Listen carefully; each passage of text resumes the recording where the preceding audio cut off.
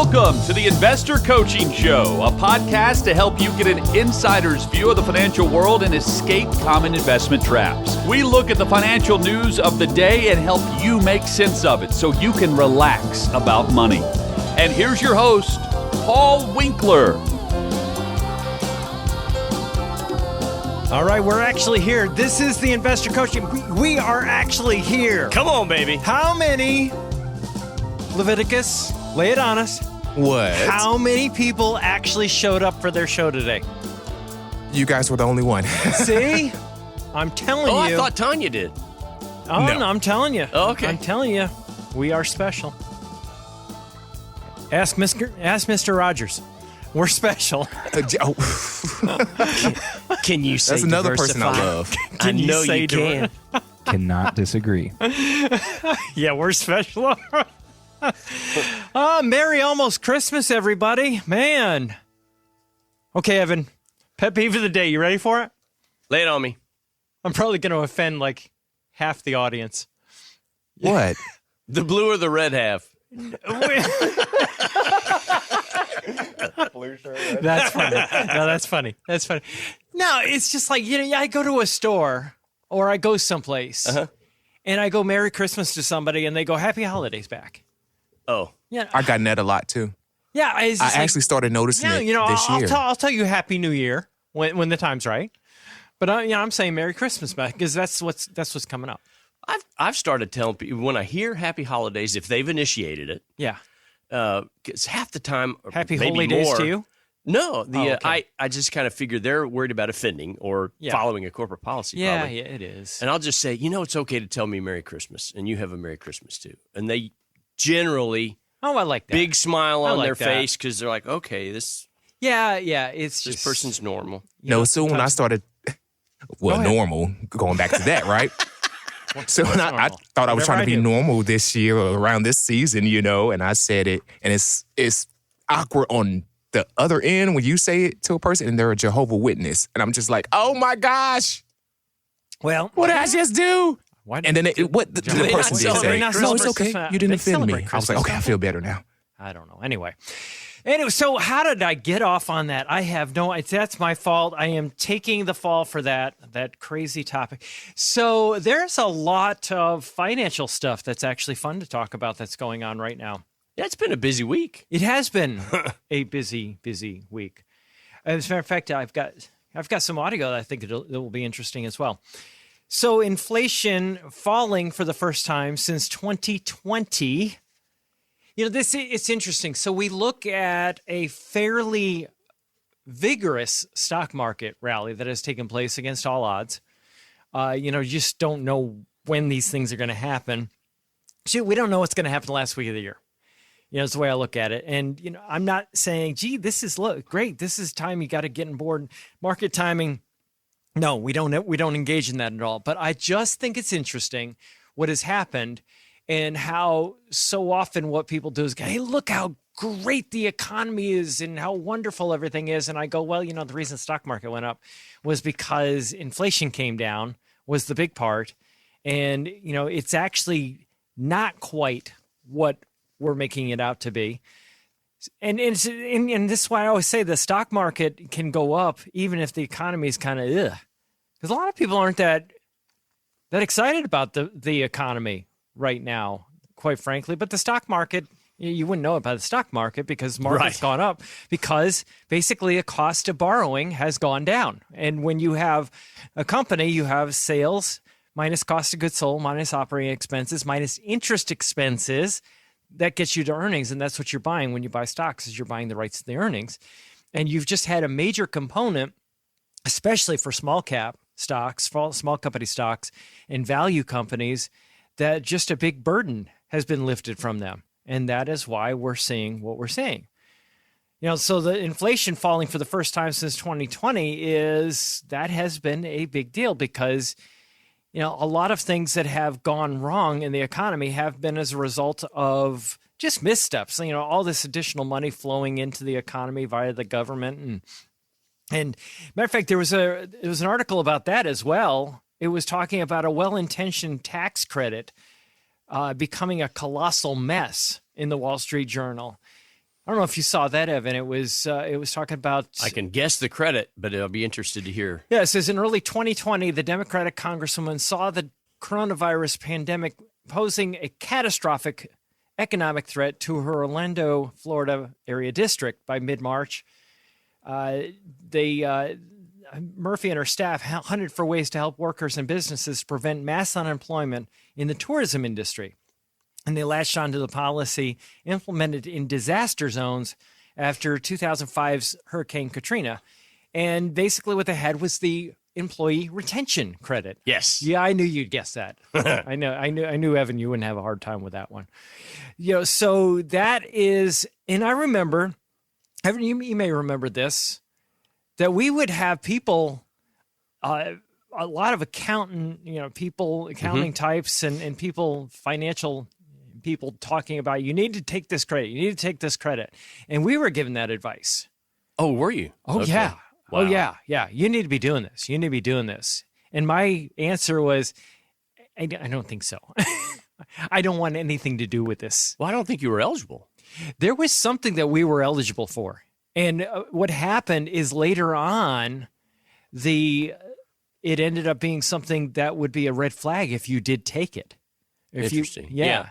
I mean, this was early. I'm looking at, this is probably March, April, somewhere in that neighborhood. I remember doing the show in here because we were quarantined, and that's supposedly, but we were an essential business that stayed open. Right. But they basically said, hey, you ought to be looking into this. And I'm going, that, because I think that from our standpoint, as a company that deals with finances, we really shouldn't be a company that is struggling financially. We should have enough emergency assets on the sideline and be prepared for things that can go wrong. Yeah. And I thought it just looked bad. Well, there was a couple things going on there. I mean, you had the PPP, which was just the cash payouts, and payroll protection plan. Yeah, and I know none of us jumped on that deal for that very maybe reason. That's what I'm remembering. I think so. Maybe I'm remembering that. Yeah, it wasn't necessarily, but it was. But the employee retention credit, you basically had to, in general. I mean, it's tax load. There's a bunch of stuff in the subparagraphs, but one of the key things was you had to be down 25% in revenue, based on the prior quarters and prior years and so forth. And we saw several people encouraged to do that, and they would reach out. Clients would call and, hey, my person said, can I do this? And a lot of times, particularly if you were essential personnel or something like that, there was a lot of people that did thrive during COVID, just because of the nature of their particular business. And they just simply weren't eligible because they weren't in trouble. Right. But it was abused tremendously, got abused so much that a lot of the providers that were encouraging people to take advantage of that, the IRS shut the program down till they could get a handle on it because there were just scads of potentially fraudulent claims on the credit. I mean, it was a zoo. Well, this is the thing that, so often what we hear when it comes to bills that are being talked about, how things are going to affect the economy, how they're going to affect the budget. And you have the CBO, the congressional budget, and they'll come in and they'll make projections on what something is going to cost. Right. And, so often what happens is you'll hear things going on in Washington. And I think the point that I want to make here is that so often you'll hear things and you'll hear, this is going to be disaster. This is going to be great. Yeah. This is going to be, wonderful. It's going to be awful. And what we'll do is we will make financial decisions based on what we're hearing reported on what the government is doing, whether good or bad, and how often they're just wrong. Yeah. I mean, how they're just wrong on so many different fronts. And this one, they were just colossally wrong in the negative because they expected this thing was going to be $55 billion lifeline for struggling employers. And it basically cost the government 4 times as much. Yeah. I mean, right? Hence the fact they were looking for fraud. Yeah. So in one of the things that it reminds me of in the other direction, and this goes both ways. I remember back in 2008, and I've talked about this before, going on TV programs here in the Nashville area and talking about the TARP program. Yes. And it was just going to be an awful program. It was going to be terrible. It wasn't going to work, and it was going to be, hugely disruptive. And people will use this kind of stuff as a political football. And the reason being is, what do people want? What do politicians want? They want to be reelected. And what they will do is, no matter who is doing something, they will demagogue and they will scare people to try to get votes one way or another. Sure. Now, at that point in time, it was TARP, and there was a terrible thing that they shouldn't be doing it. And that was one of those ones there where the government actually made money on it. And that was where I was going on TV and going, hey, this could be just fine, It actually could be fine. And, I likened it to some spending programs that occurred during, World War II, just to make the point that, even you can spend money on stuff that just goes to heck in a handbasket, and money gets put into planes that get shot out of the sky and ships that get sunk and in tanks that get blown up, is what I said. And, it can be okay for the stock market, because this is really what I try to do, is as much as I can help investors not screw up their financial plans because of an emotional decision. Yep. And this was one of those things that I just looked at and I was like, another spending program. But you look at what's been going on, and has it been terrible for the government? Has it been? Yes. Has it been terrible for the stock market? Not necessarily. It didn't destroy the stock market. Yeah. As much as, we hate this kind of stuff. People often talk about debt, and they'll say, well, the government debt's really, really bad. This could be terrible for the stock market. And I remember doing a video many years ago and saying, government missteps don't necessarily translate to stock market bad. Yeah, right. Right? And we look back through history, and that's what we have to go, hey, we've had lots of missteps in 100 years. Well, yeah, and just like the market, got close to quote unquote a new record this week, or almost hit that number. Mm-hmm. And I was talking with someone Which on market? No, I'm just joking. for sure. Yeah, I know. That's our usual response when we talk about market got to a record. I was talking with someone on the phone this week, and we were looking at trying to get something done before year end, and well, I want to do this, but the government debt and spending and this and that. And I said, ma'am, let me tell you a story. Uh-huh. And, I grew up, Ron Paul was our congressman when I grew up down in Houston. Yeah, sure. And I grew up hearing my folks at the dinner table. So this would be, 1970, 71, 72, post-Vietnam. He'll scare the daylights out of you, that guy. And, government spending's out of control. Debt's a problem. And I would bet that their folks were sitting around the radio and then talking over dinner in the 40s. Right. Oh, we're spending all this money. And I'm not saying I'm a fan of the government borrowing or overspending. Absolutely. No, good point. Yeah. But that record has been played for at least 100 years almost now, and capitalism is continuing to outpace the government's ability to screw up an economy. Yeah. And who'd have thunk, right? A few weeks ago, where small company stocks had been lagging large companies by a huge amount.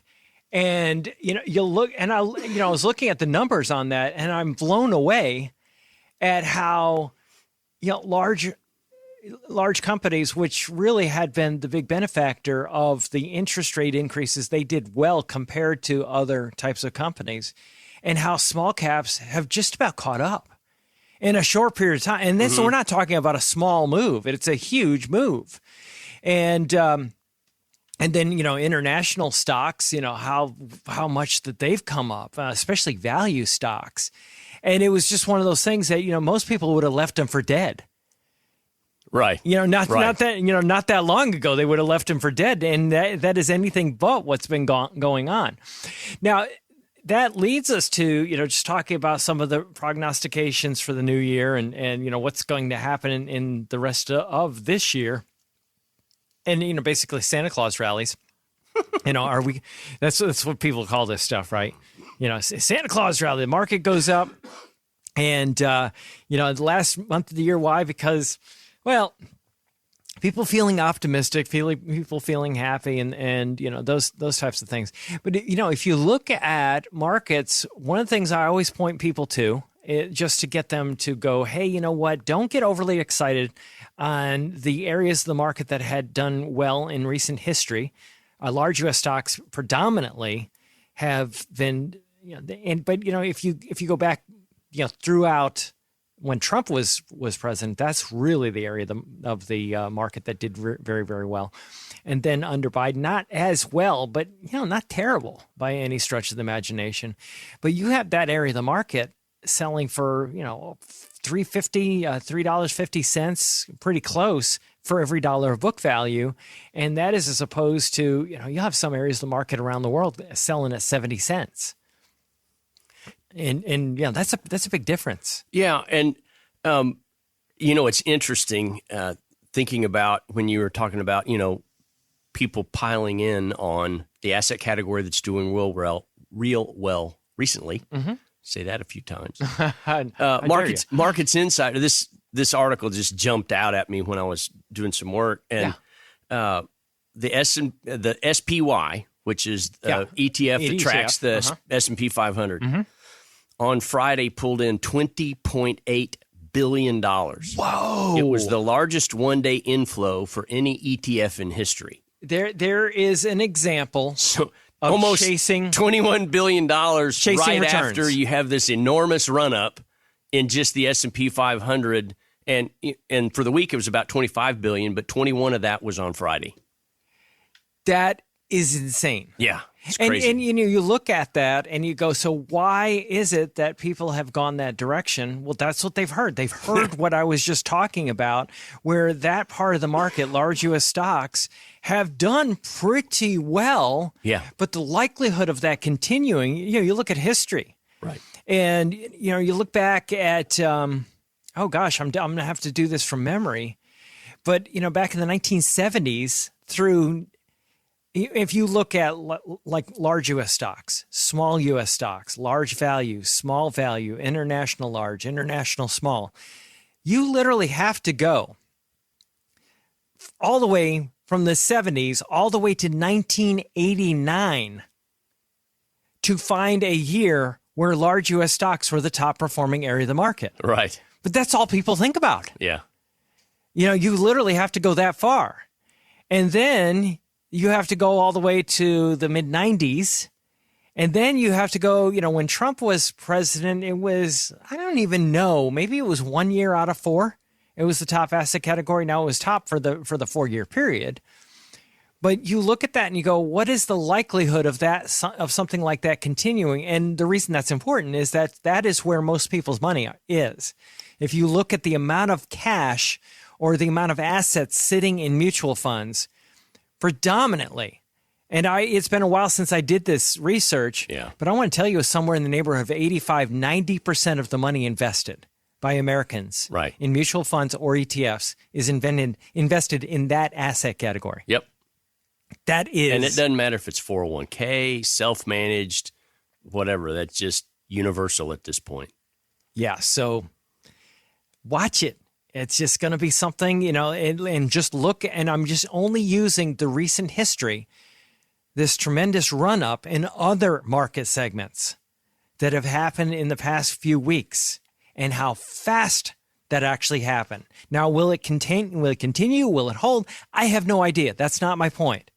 But I wanted to make the point that when things change, they change so fast that you don't have time to adjust. You simply don't have time. It is something I can yell from the top of my lungs, and I've done it so many times over the 20 plus years I've been doing this radio show. And it seems like every time I have to do it, again and again and again, because it's like it's our instincts. It's hard to teach people and help them understand how fast market moves happen and overcome so much of the media. It's kind of like we were talking about this week in our little stream. Yeah. Harry Dent. Yes. We were talking about this guy is an economist, quote unquote, that is every single year almost. He predicts doom. Well, the stock market's going to be terrible this year. It's going to be, and then it goes up. The stock market's going to be terrible this year. It's going to be the biggest crash ever. And then it goes up. Then the stock market's going to be terrible. It goes down a little bit. See, I told you the stock market was going to be bad. Yeah. He does. I don't know if you saw the comment on one of the Facebook posts related to the Harry Dent article with the group that we both follow, but one of the comments below that was, Harry has called 20 of the last 2 corrections. Yeah, exactly. You know, like, oh, okay, great. Yeah, that's him. That's exactly what he does. And you'll get people do that. But I like the comment that was under, we have this little cell trust thing that we do where we keep, it's kind of our texting. You have to have compliant texting when you run a financial firm.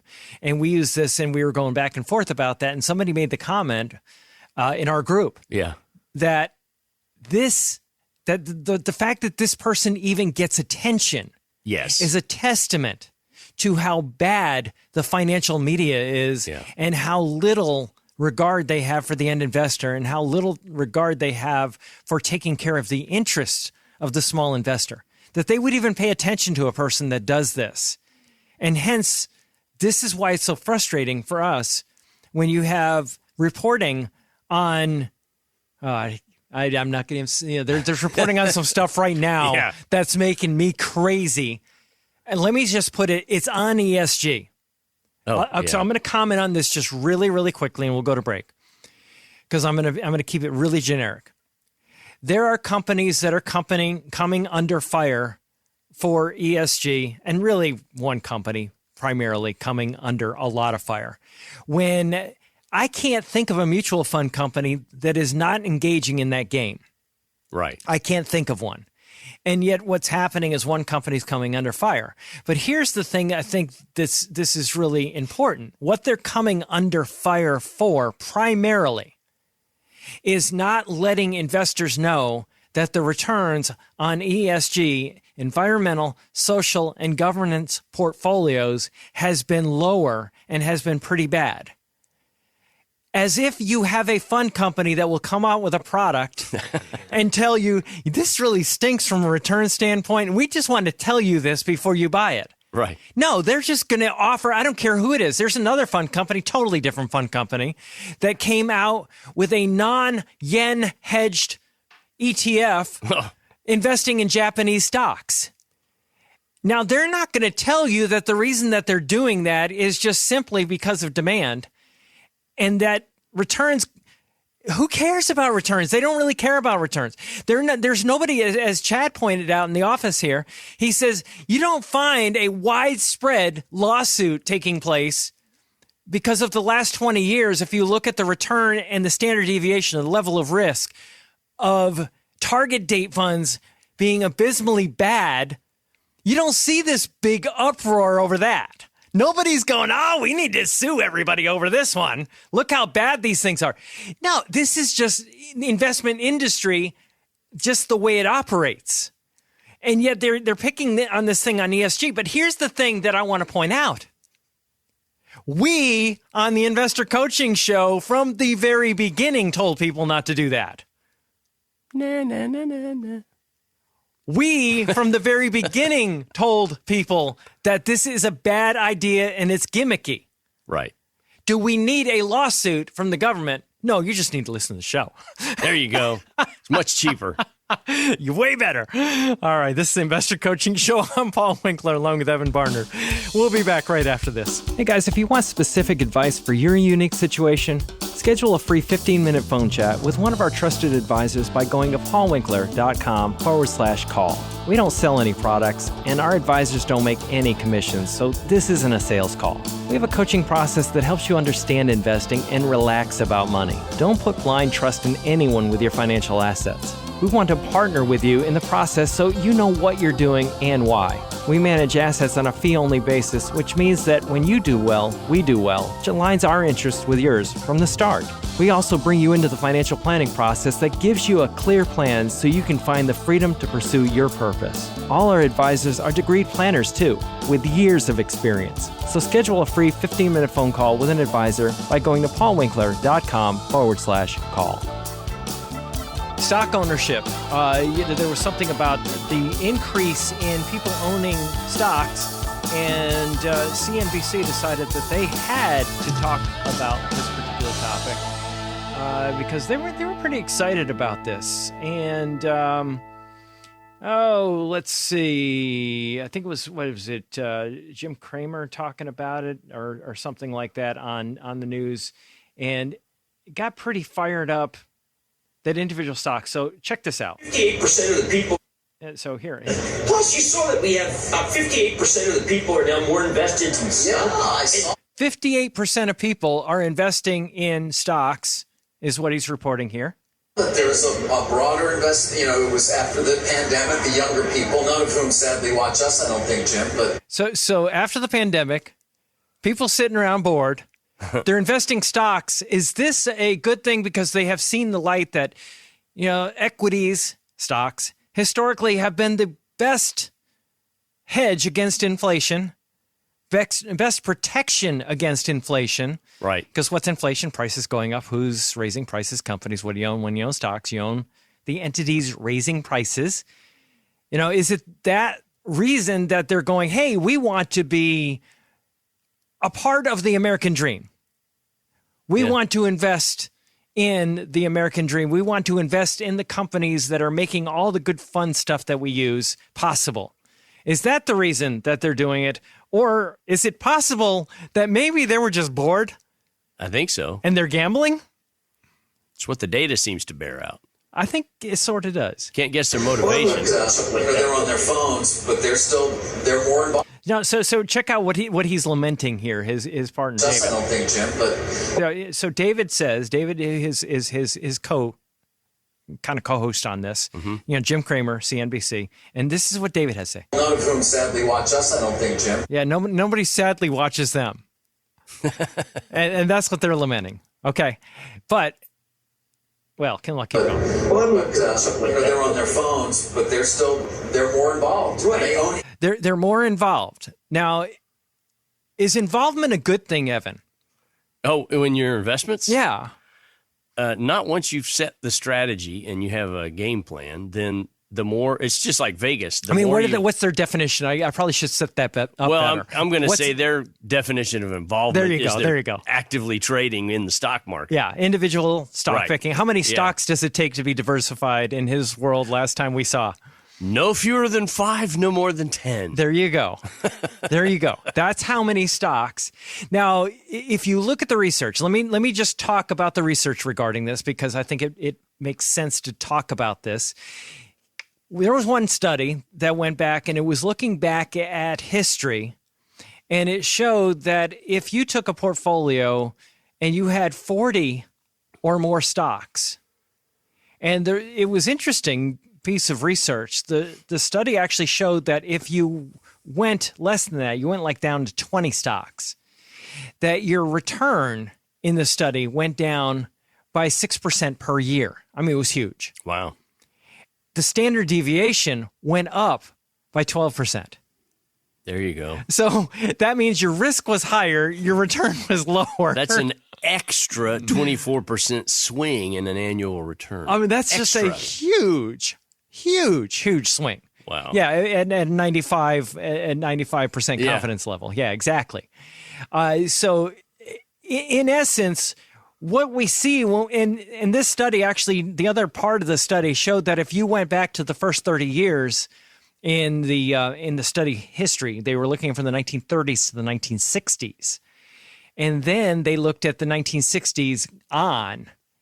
And what they found was the stock market was no lower, the returns were no lower in the first or the second period. But individual stocks were far more risky in the second period. Why? Why would that be? Why would it be more risky, individual stocks nowadays? What would be the reasoning? What would you think? Man, I don't know.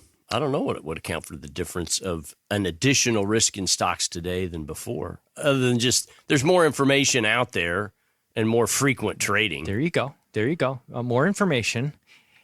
The more information, if you think about it, the issue is that if you had a business model back in the 1940s or in the 1930s, how long were you able to hang on to that business model and not have it copied by somebody else? Yeah. Right? So the point that I make here is that let's say if you run a company, and I just use Home Depot and Lowe's all the time just because they're such close competitors, everybody knows what they do. They both compete very, very much with each other in the same exact area, home improvement, buying things for your house. If you think about a company like Home Depot versus Lowe's, and you see that one company ends up getting the leg up over the other one for some reason, the other one's going to copy. But if they can't copy, then everybody will go to the winner of the two. Right. And the other one goes out of business, let's say. And then if you owned both of them, you were fine. If you only owned the loser, you're in trouble. You're in big trouble. You're in heap big trouble. So to finish out this little segment. It's music to your ears. Yes, it is. I think it's coming back. That's why younger people stop me in the street now. Older people just presume that it's an index fund. But younger people, they tend not to be involved with, well, no, they're involved with the AMD. Yeah. So basically what he said right there, just to translate, is he said that older people tend to be more diversified. Right. Younger people tend not to. They're playing it. And this is why I have often said, people will ask me, Paul, who's your ideal client? Right. And I will say, usually a person in their 50s plus. Not because I need to have, that I only care about people with large sums of money. Right. That is not it. It is because it's the older person that has been there, done that, got burnt, got the T-shirt, got hurt by the mistakes of the past, and they are more likely to not go down that same path again. Yep. Not that they won't go down it. Right. There are people that they go back and do what the dog did. Return to the dark side. Yes. But the reality of it is a person that has been burnt has learned from experience. I like to think that people can learn from other people's experience. It's not necessarily the case. But that is the reason I think that's important. And if you listen to that, they're getting excited about it. Why? Because they run a TV show that is all based on the idea of trying to pick stocks, time the market, which companies are going to do better. And it is the general media that you find that type of attitude in. Yep. Because to get you to keep coming back, they've got to give you new information that you're supposed to act on. And that's why so often when people listen to the news, they listen to the financial media, they read the books and they read these things, they end up panicking and doing the wrong thing at the wrong time. Studies show after time that is why people get bad returns. Hey, this is Paul Winkler. Hope you enjoyed today's edition of the Investor Coaching Show. You want to learn more about what we do, go to our website, paulwinkler.com. You can watch some of the videos there, and if you're not already a client, you can set up a free initial consultation. Until next time, I'm Paul Winkler, reminding you that I believe that more educated investors are more confident investors, and confident investors are more successful investors. Have a great one. Advisory services offered through Paul Winkler, Inc., an SEC-registered investment advisor. The opinions voiced and information provided in this material are for general informational purposes only and not intended to provide specific advice or recommendations for any individual. To determine what investments are appropriate for you, please consult with a financial advisor. Paul Winkler, Inc. does not provide tax or legal advice. Please consult your tax or legal advisor regarding your particular situation.